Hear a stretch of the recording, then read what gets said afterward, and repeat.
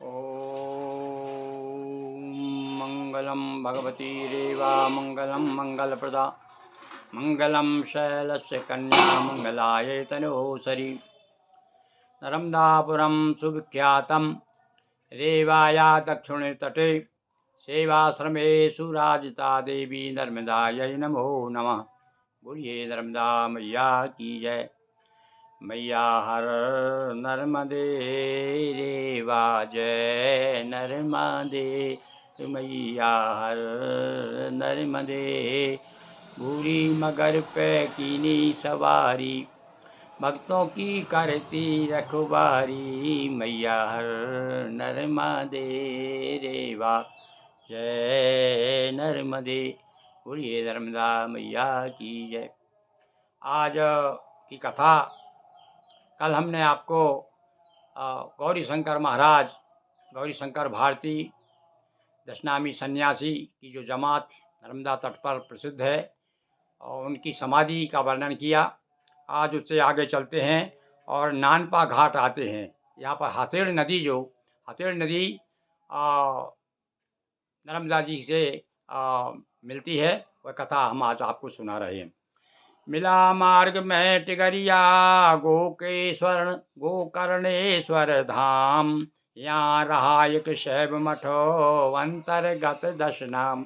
नानपा से पहले एक गांव पड़ता है टिगरिया नाम का। खूब सर से आगे हम बढ़ते हैं तब तो यहाँ पर भी दशनामी सन्यासियों का बड़ा मठ था।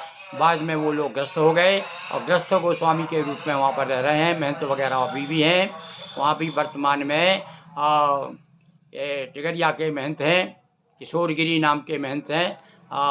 समाज में बड़े लोकप्रिय हैं और वहाँ धार्मिक स्थान है ये गोकर्णेश्वर धाम।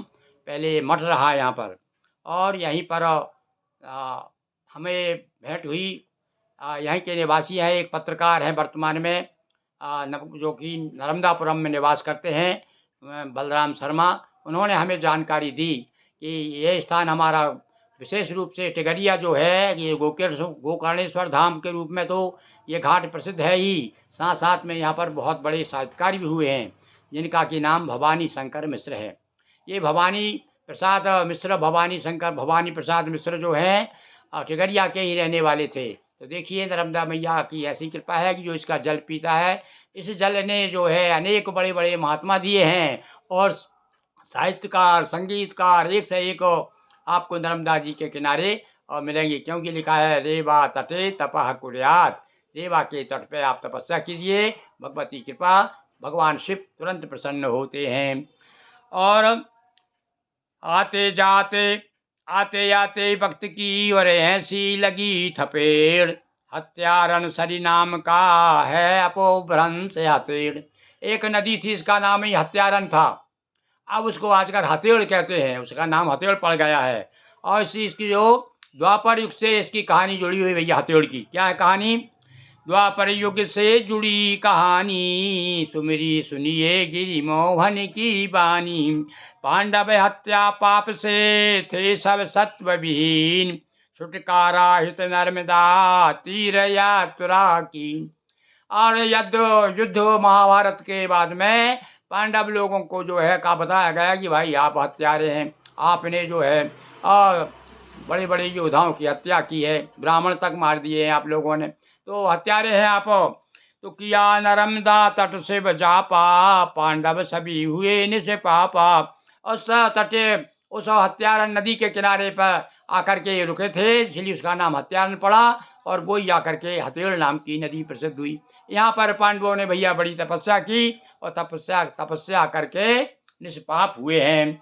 यहीं रुक्मणी मिलने आई, मिली द्रौपदी से हर्षाई। और यहीं पर पांडवों से मिलने के लिए रुक्मणी भी आई थी, द्रौपदी से आकर के प्रसन्नता पूर्वक। एक कथा है भाई, वहाँ के आसपास के लोग इस बात को जानते हैं, बताते हैं कि भैया ये ऐसा स्थान है कि यहाँ पर रुक्मणी जी आई थी। अब रुक्मणी जी आई होंगी तो साथ में कृष्ण भगवान भी आए होंगे, पर रुक्मणी विशेष रूप से द्रौपदी से मिलने आई थी, क्योंकि पांडव लोग तपस्या करने आए हुए थे ना। तो कुंती किया कछुक दिन वासा, कहत कुलेरा का। और यहीं पर पास में कुलेरा नाम का स्थान है, गांव है कुलेरा। बिगड़ते बिगड़ते कुंती ने आकर के यहाँ पर निवास किया कुछ दिन तक। कुंती भी रही, पांडव लोग रहे ना भाई नर्मदा जी के किनारे। तो देखिए रेवा तट जो है पांडवों ने भी शरण गई है। और ये कथा तो वहीं से शुरू होती है कि युधिष्ठिर महाराज ने जब अमरकंटक पहुंचे थे युधिष्ठिर जी, तब मार्कंडेय जी से प्रश्न किया था उन्होंने, तब उन्होंने नर्मदा पुराण सुनाया उनको। तो यहीं कुलेरा पूर्व में कुंतीपुर था नाम। ये जो कुलेरा कुलेरा जिसे कहते हैं आजकल परिक्रमावासी जानते हैं, जो परिक्रमा में जाते हैं उन्हें कुलेरा ग्राम मिलता है। उससे पहले कुंतीपुर, जिस प्रकार से हमारे होशंगाबाद का नाम पूर्व में नर्मदापुर था और अब वर्तमान में फिर नर्मदापुरम हो गया है। ये भगवती नर्मदा की ही कृपा मानते हैं हम। हर हर करते नर्मदा अल्प किया विश्राम, इस प्रकार से जाकर के आज की भैया कथा कुलेरा में जाकर के समाप्त होती है। तो हमने आपको आज बताया, टिगरिया के बारे में जानकारी दी, साहित्यकारों के बारे में बताया, और पांडव आकर के यहाँ पर कुलेरा नाम के स्थान पर आकर के रहे। इस प्रकार से आज हमने आपको नानपा घाट की कथा सुनाई। बोलिए नर्मदा मैया की जय। हर हर महादेव शंभो।